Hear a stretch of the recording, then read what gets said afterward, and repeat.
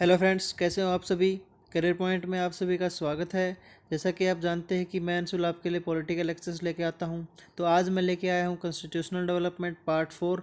हमने अभी तक पढ़ा है कि जो ईस्ट इंडिया कंपनी है कि उसके जो के टाइम में कॉन्स्टिट्यूशनल रिफॉर्म्स हुए थे, उसमें क्या क्या आए थे। भी चार्टर एक्ट आए थे, जैसे कि रेगुलेटिंग एक्ट आए थे, तो उनके बारे में हमने कल पढ़ा था। तो आज हम पढ़ने वाले हैं कि क्राउन रूल के बारे में। तो जैसा कि आप जानते हैं कि क्राउन रूल का मतलब हुआ कि ब्रिटेन में जो सरकार चलती थी उसको क्राउन रूल कहते थे। यानी कि जो वहाँ पे राजा रानी जो भी था उसको हम क्राउन कहते थे। तो क्राउन का मतलब हो गया, उस टाइम पे क्या था, क्वीन विक्टोरिया थी, तो जो वो मुकुट कहते थे, तो उसके रूल को एक तरह से क्या कहते थे, क्राउन रूल कहते थे।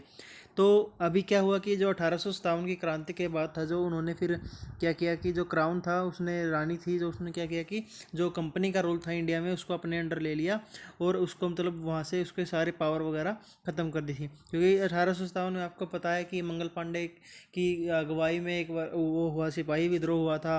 तो उसके बाद कई जगह से काफ़ी विरोध हुए थे, रानी लक्ष्मीबाई ने भी विरोध किया था। तो वहाँ पे भी कई सारी लड़ाइयाँ हुई थी। तो उसमें क्या किया गया था कि भी इसमें क्या कंपनी थी जो वो क्या हो गई थी, असफल हो चुकी थी। इसको विद्रोह को अच्छे से दबाने में काफ़ी टाइम लग गया था उसको, ये विद्रोह को दबाने में। तो उसको क्या कर दिया गया, ईस्ट इंडिया कंपनी थी उसको क्या कर दिया गया, उसके जो कानून था, राज था, उसको क्या कर दिया गया, समाप्त कर दिया गया। और जो क्राउन था उसने क्या कर लिया, अपने हाथ में क्या ले लिया, उसका बागडोर ले ली पूरे इंडिया की। तो उसने क्या ये अनाउंस कर दिया कि भी अब से जो ब्रिटिश क्राउन है, ब्रिटिश गवर्नमेंट है, उसका ऑफिशियली उसका ही राज चलेगा, कंपनी का कोई राज नहीं चलेगा। कहाँ पे, इंडिया में। तो ब्रिटिश ताज ने क्या किया, ईस्ट इंडिया कंपनी से भारत की पर क्या कर ली, संप्रभुता हो गया कि भाई हमारा ही रूल, जो हम चाहेंगे वही होगा। अब ब्रिटिश सरकार यहाँ, ब्रिटिश जो वो ईस्ट इंडिया कंपनी है, वो कुछ नहीं कर सकती। तो अभी क्या किया गया, जो गवर्नर जनरल ऑफ इंडिया था, जो कि पहले गवर्नर जनरल ऑफ बंगाल कहलाता था, उसको अब चेंज करके क्या कर दिया, वाइसराय ऑफ इंडिया। तो last governor general of India था, उसी को वाइसराय ऑफ इंडिया बनाया गया। जो जो उस टाइम पे कौन थे, लॉर्ड कैनिंग्स थे, जो कि लॉर्ड डलहौजी के बाद, जैसे कि लॉर्ड डलहौजी का आपको पता है, उसका किसने हत्या कर दी थी, जो मंगल पांडे था उसने कर दी थी हत्या। तो उसकी वजह से क्या हो गया कि बाद में जो लॉर्ड कैनिंग आया था, जो 1857 की क्रांति के बाद, उसी को क्या कर दिया गया कि जो गवर्नर जनरल ऑफ इंडिया की पोस्ट पे था, उसको क्या कर दिया गया, वाइसराय ऑफ इंडिया का वो नई पोस्ट दे दी गई। तो अभी क्या किया गया कि उसके साथ साथ जो वहाँ पे लंदन है, उसमें क्या किया, एक अलग से सेक्रेटरीट बनाया गया, जिसमें कि secretary of state for India का क्या नई पोस्ट क्रिएट की गई। इसका काम क्या था कि भी जो इंडिया में जो काम वगैरह चल रहे हैं, उसके मामले वगैरह, इंडिया में जो ब्रिटिश रूल है उसके मामलों को बारे में अपॉइंट कर दिया था कि भी उनको जो ब्रिटिश क्राउन है या ब्रिटिश प्राइम मिनिस्टर है या पार्लियामेंट है, उसको जवाब देना था कि भी इंडिया में क्या कुछ खर्चा चल रहा है, ये या क्या कुछ कैसे कुछ राज चल रहा है वहाँ पे। तो उस सेक्रेटरी ऑफ स्टेट के इस पास क्या कर दी थी, एक मेंबर ऑफ कैबिनेट दे दी गई थी, मेंबर ऑफ कैबिनेट बना दिया गया था। जैसे कि आज हम जानते हैं कि जो अभी भी जो वहाँ पे मिनिस्ट्री वगैरह होती हैं, एक्सटर्नल मिनिस्ट्री, उसको क्या कहते हैं, सेक्रेटरी ऑफ स्टेट के नाम से जाना जाता है। तो सेक्रेटरी ऑफ स्टेट क्या बना देगी थी, एक अलग पोस्ट बना देगी जो इसके लिए इसको रिस्पॉन्सिबल थी, ब्रिटिश पार्लियामेंट को जवाबदेह थी। तो इसमें सेक्रेटरी ऑफ स्टेट के लिए असिस्ट करने के लिए, जैसे कि भारत में जो गवर्नर जनरल था उसको असिस्ट करने के लिए एक वो बनाई गई थी, एक एग्जीक्यूटिव काउंसिल बनाई गई थी। उसी तरह सेक्रेटरी ऑफ स्टेट को भी उसको असिस्ट करने के लिए क्या बनाई गई थी, एक पोस्ट, काउंसिल ऑफ इंडिया, जिसमें कितने मेंबर थे, 15 मेंबर थे। तो ये काउंसिल ऑफ इंडिया क्या थी, जो exclusively of people from England, यानी कि ये जो इसमें एक भी भारत का मेंबर नहीं था, ये सारे मेंबर जो 15 के 15 मेंबर थे वो ब्रिटिश सरकार के थे। तो इसलिए इसमें एक भी मेंबर भारतीय नहीं था, और ये सेक्रेटरी ऑफ स्टेट को हेल्प करने के लिए, असिस्ट करने के लिए बनाई गई थी। तो जो सेक्रेटरी ऑफ स्टेट था किसके लिए रिस्पॉन्सिबल था, ब्रिटिश पार्लियामेंट के लिए। तो उसने क्या किया कि जो गवर्नर जनरल ऑफ इंडिया था वो सेक्रेटरी ऑफ स्टेट के अंडर आता था कि भी जो भी मान लो कार्रवाई वगैरह होती है इंडिया में, उसके बारे में वाइसरॉय जो है वो गवर्नर उसको एग्जीक्यूटिव को बताएगा, स्टेट सेक्रेटरी ऑफ स्टेट को। और वाइसरॉय को हेल्प करने के लिए भी क्या थी, वाइसरॉय काउंसिल, जो कि पहले गवर्नर जनरल की काउंसिल के लिए जानी जाती थी। तो वाइसरॉय की काउंसिल को क्या कहते थे, एग्जीक्यूटिव काउंसिल, जिसमें क्या कहते हैं, हायर ऑफिशियल्स होते थे गवर्नमेंट के। अभी नेक्स्ट आया था 1861 का काउंसिल, इंडियन काउंसिल एक्ट, यानी भारतीय परिषद अधिनियम। इसकी क्या कुछ फीचर्स थे, इसमें क्या कि जो एग्जीक्यूटिव स्ट्रेंथ थी, जिसमें पहले 3 मेंबर कर दिए गए थे, 4 से घटा करके, उसके दोबारा से मेंबर 3 से बढ़ा करके कर दिए गए, 4 कर दिए गए। और ये सारे मेंबर कहाँ से अपॉइंट होते थे, लंदन से अपॉइंट होते थे। लेकिन इसको अभी क्या परमिशन दे देगी वाइसरॉय को कि भी आप एक अलग से एडिशनल काउंसिल बना सकते हो, जिसमें 6 से लेकर के 12 मेंबर्स हो सकते हैं। तो उसमें तकरीबन 12 ही मेंबर होते थे। तो इसमें क्या कुछ था, जो मतलब 12 थे उसको बाद में कई बार 10 से 16 भी कर दिया, कई बार 10 भी कर दिया, कई बार 60 कर दिया। तो इसमें जैसे 10 से बढ़ाकर 16 कर दिया था 1892 में, और 60 तक कर दिया था किसमें 1909 में जाकर के। तो जो ये अतिरिक्त 6 से 12 मेंबर थे, इनको मतलब नियुक्त करने की किसके पास परमिशन थी, जो वॉइस रॉय था उसको परमिशन थी। तो उसने क्या करते थे कि जो वॉइस रॉय था उसमें 3 इंडियंस को भी नॉमिनेट करता था। जो 12 मेंबर थे टोटल, उसमें से जो 9 मेंबर हो गए वो तो होने चाहिए थे ब्रिटिश, लेकिन जो 3 मेंबर थे वो कौन हो सकते थे, वो इंडिया से होते थे।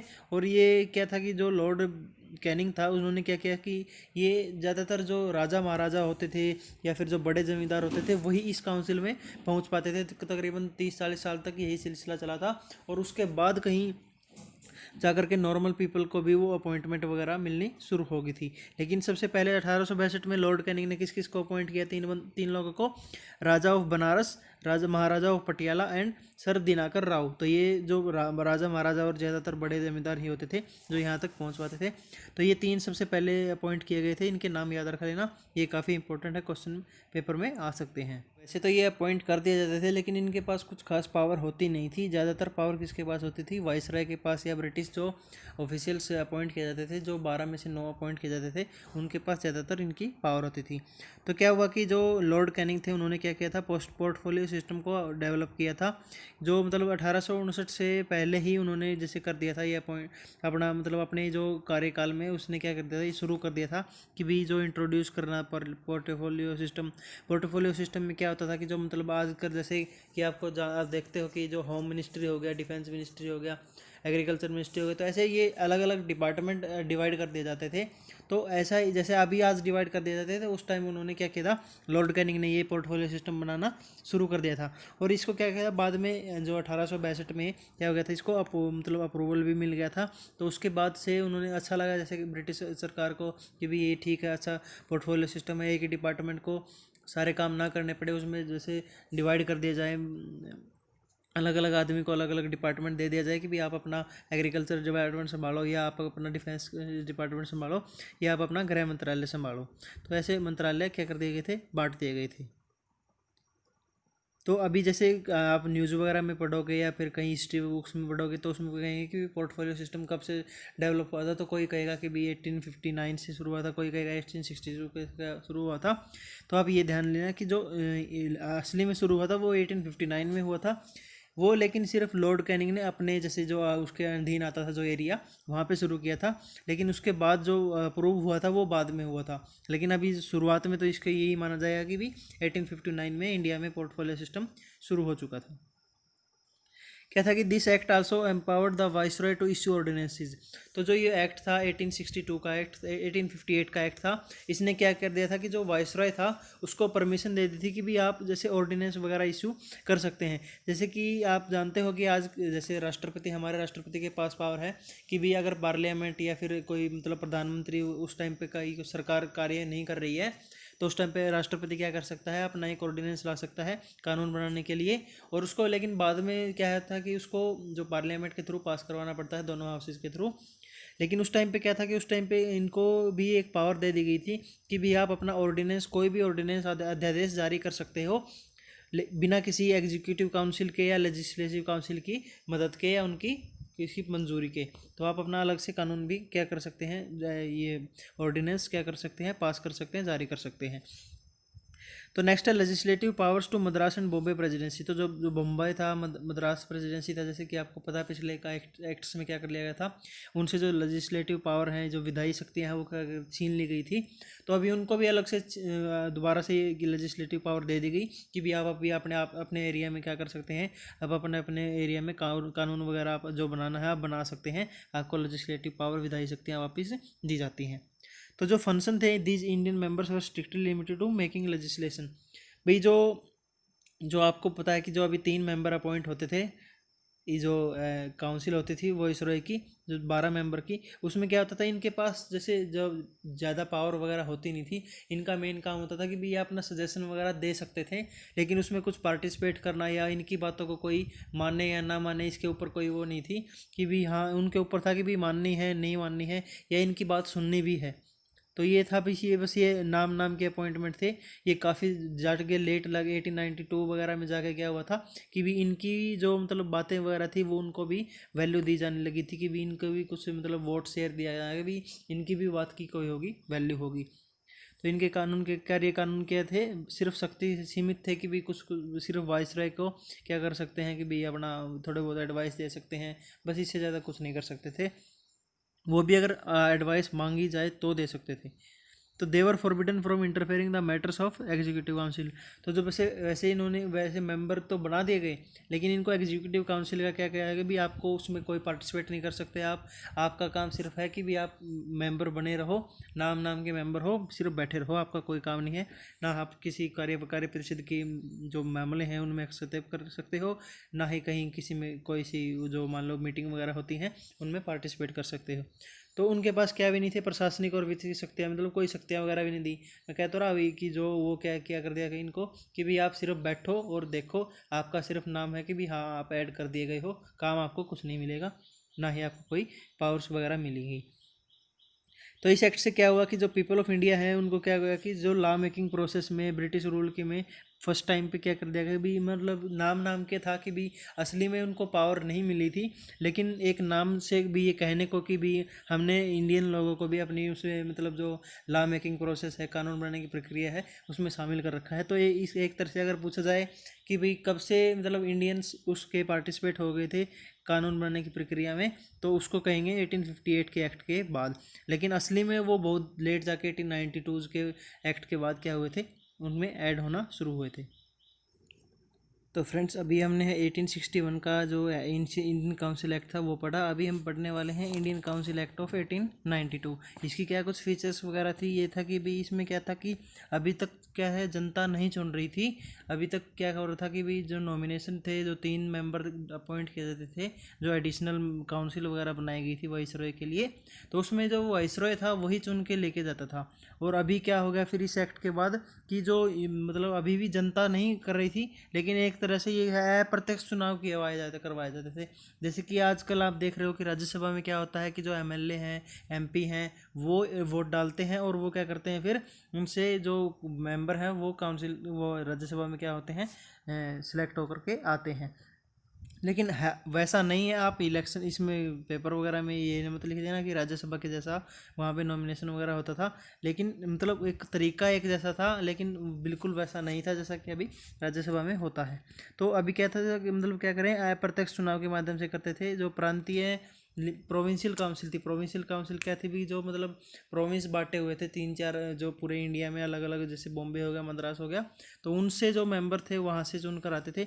और इनमें जो वोट डालने का अधिकार था, जैसे एक तरह से जो चुनने का अधिकार था वो किस किस के पास था, जमींदार हो गए, जो नगर पालिका के अध्यक्ष हो गए, या किसी विश्वविद्यालय के चांसलर हो गए, या मतलब जो बड़े बड़े आदमी थे जैसे कि चैम्बर ऑफ कॉमर्स के सदस्य हो गए, तो उनकी सिफारिशों से, उनकी रिकमेंडेशन से, या उनके जो आपस में वोटिंग वगैरह से क्या होते थे, जो निकल के आते थे, जो मेंबर थे एडिशनल, वो नॉमिनेट होके आते थे। तो एक तरह से बस ये रिप्रेजेंटेशन वगैरह मिला हुआ था।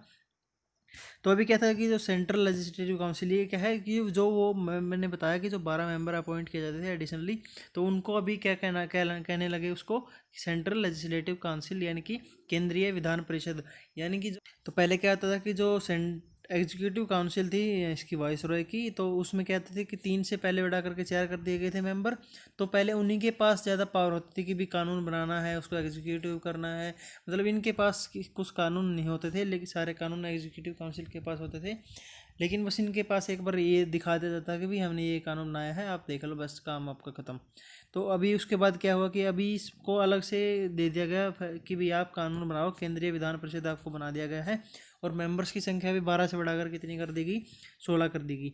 तो जो वो 16 मेंबर थे उनमें कैसे कैसे सेलेक्ट होकर के आते थे, उसमें 3 टाइप के मेंबर होते थे। एक होता था ऑफिशियल मेंबर, जो कि यानी कि जो ब्रिटिश सरकार अपॉइंट करती थी, ये तकरीबन 16 में से 8 मेंबर ये ऑफिशियल मेंबर होते थे। तो यानी उनकी मेजोरिटी हाफ के आसपास तो उनकी होगी। उसके बाद नॉन ऑफिशियल मेंबर जो नॉमिनेट होते थे 3 मेंबर। तो इससे क्या होगा कि 8 और 3 11, ये भी ज़्यादातर जो उन्हीं के जो चमचे होते थे, एक तरह से ला लगा लो, जो राजा महाराजा बड़े महाराज जिनकी दुकानें ब्रिटिश की वजह से चलती थी, तो वो उनकी तरफ ये लगा लो, अगर कोई फैसला लेना होता था तो वो ज़्यादातर ब्रिटिश की तरफ ही मतलब अपना वोट वगैरह जो शेयर था वो डालते थे, अपनी बात उनकी तरफ ही रखते थे। और जो ऑफिशियल मेंबर थे जो ब्रिटिश के, तो उनका तो यही काम यही था कि भाई ज़्यादा फैसले भारत की उसमें ना लिए जाएं, भारत की प्रॉफिट के लिए या भारत की तरफ से ना लिए जाएं। ज़्यादातर फैसले जो अपने उनके फ़ायदे के लिए हो गया वही देखते थे। तो इसमें 8 और 3 11 तो मेंबर इन्हीं के हो गए 16 में से, तो मेजोरिटी तो इन्हीं की होगी। तो माइनॉरिटी में तीसरे कौन बच गए? जो नॉन ऑफिशियल मेंबर, जो कि अभी क्या हो गया था कि चुनने लगे थे। जो जो मैंने बताया कि जो ज़मींदार हो गए, यूनिवर्सिटी के चांसलर वगैरह हो गए, तो वो जो जिनको चुन के भेजते थे वो सारे 4 या 5 से मेंबर होते थे। तो वो कैसे होते थे? जो कल जैसे कि जो प्रोविंस हो गए, सेंट्रल प्रोविंस हो गए, वो जैसे कि मद्रास हो गया, बॉम्बे हो गया, बंगाल हो गया, और नॉर्थ वेस्टर्न प्रोविंस हो गया जो, तो वहाँ से क्या करके थे, इलेक्टेड होकर रिकमेंड होकर के आते थे, तो उनको वो नॉन ऑफिशियल मेंबर कहलाते थे। ठीक है। तो इनके अलावा एक क्या 4 मेंबर तो प्रोविंस से हो गए, मद्रास से, बॉम्बे से, बंगाल, नॉर्थ वेस्टर्न प्रोविंस से। नॉर्थ वेस्टर्न प्रोविंस जो कि आजकल का यूपी और बिहार है, उसको नॉर्थ वेस्ट प्रोविंस कहते हैं। और एक और क्या था कि जो by Calcutta chamber of commerce होता था, एक मतलब कॉमर्स वगैरह से व्यापारियों का एक संगठन होता था, तो एक मेंबर वहाँ से चुन के आता था। और इसमें क्या था कि जो मेंबर थे, जो सीएलसी के मेंबर थे, जो सेंट्रल लेजिस्लेटिव काउंसिल के मेंबर थे, वो सिर्फ क्वेश्चन पूछ सकते थे एग्जीक्यूटिव, मतलब उनको इजाज़त थी कि भी जो एग्जीक्यूटिव काउंसिल है उनके मेंबर से, कैबिनेट के मेंबर से क्या कर सकते थे, क्वेश्चन पूछ सकते थे किसी मैटर पर। लेकिन उसके लिए उनको क्या देना पड़ता था? 6 दिन का पहले नोटिस देना पड़ता था कि भाई हमें क्वेश्चन पूछना है, तो 6 दिन पहले उनको नोटिस डालना पड़ता था, और उसके बाद ही वो क्वेश्चन पूछ पाते थे। और उसके बाद भी जो अगर मान लो डिस्कशन हुआ किसी को, मान लो उन्होंने जवाब देना है एग्जीक्यूटिव मेंबर ने, तो वो उनके जवाब पर भी कोई डिस्कशन नहीं होता था। जो उन्होंने जवाब दे दिया वो फाइनल है, उसके ऊपर कोई डिस्कशन नहीं होगा। और जो स्पीकर होता था कि जो काउंसिल था, मान लो 12 मेंबर की वो होगी काउंसिल, जो अभी बढ़ा करके 16 कर दी गई थी, और जो एक एग्जीक्यूटिव काउंसिल थी, तो उनको मिला करके मतलब जो दोनों की अगर प्रोसीडिंग्स वगैरह होती थी, तो जो स्पीकर होता था उसके पास ये राइट होता था कि अगर मान लो कोई क्वेश्चन पूछ रहा है तो उसको रिजेक्ट कर सकता है कि भाई आप क्वेश्चन नहीं पूछ सकते। In the provinces also the number of additional member was increase with additional power. तो इसमें क्या गया था कि अलग अलग तरह से जैसे टाइम टू टाइम इनको मेंबर्स को बढ़ा कर दिया गया था। जो 1909 में ये बढ़ा करके 60 कर दिए गए थे, लेकिन मेजोरिटी थी जो वो इंग्लिश सिटीजन्स के पास, यानी कि इंग्लिश ऑफिसर है, जो ब्रिटिश ऑफिसर हैं उन्हीं के पास होती थी। इंडिया के लोगों के पास पावर बहुत ही कम होती थी। ये क्योंकि ये डिमांड थी कि जो इंडियन नेशनल कांग्रेस है उनकी एक डिमांड थी कि भी मतलब कुछ इनको रिप्रेजेंटेशन, हमारी रिप्रेजेंटेशन ज़्यादा बढ़ाई जाए। तो उन्होंने क्या किया कि जो नंबर है वो बढ़ा दिए, लेकिन रिप्रेजेंटेशन तकरीबन जो रेशियो वगैरह है वो तकरीबन वही रखी। तो लेकिन एक तरह से ये मांग भी थी, अचीवमेंट भी थी कि उनकी मांग मानी गई, लेकिन वे खुश भी नहीं थे इस चीज़ से। तो अभी क्या किया कि जो इस एक्ट ने क्या किया कि जो अधिनियम है, केंद्रीय और प्रांतीय जो विधान परिषद थे, या जैसे जो बंगाल में हो गया, मद्रास हो गया, बॉम्बे हो गया, ये प्रेसिडेंसीज वगैरह थी, तो इनमें से क्या कुछ गैर जो अधिकारी थी उन पर चुनाव वगैरह होकर के क्या होने लगे थे, नॉमिनेट होकर आने लगे थे। लेकिन इसमें हालांकि इसमें जो चुनाव है वो वर्ड यूज़ नहीं किया गया है, लेकिन फिर भी क्या है कि हालांकि इसको नॉमिनेशन वर्ड यूज़ किया गया है, चुनाव वर्ड यूज़ नहीं किया गया, लेकिन एक तरह से वो चुनाव ही होते थे। तो अभी आगे वाले लेक्चर में हम 1909 का एक्ट देखेंगे, उसमें देखेंगे कि भी क्या कुछ आगे रोल रहा, कांग्रेस का क्या रोल रहा, या इसमें कुछ चुनाव वगैरह में क्या कुछ चेंजेस हुए, क्या कुछ मतलब भारतीयों को आगे कितनी पावर दी गई, कितनी बढ़ाई गई पावर भारतीयों की। तो फ्रेंड्स, आज के लिए लेक्चर में इतना ही। वीडियो को लाइक कीजिए और शेयर कीजिए, और चैनल को सब्सक्राइब कीजिए। Thank you very much.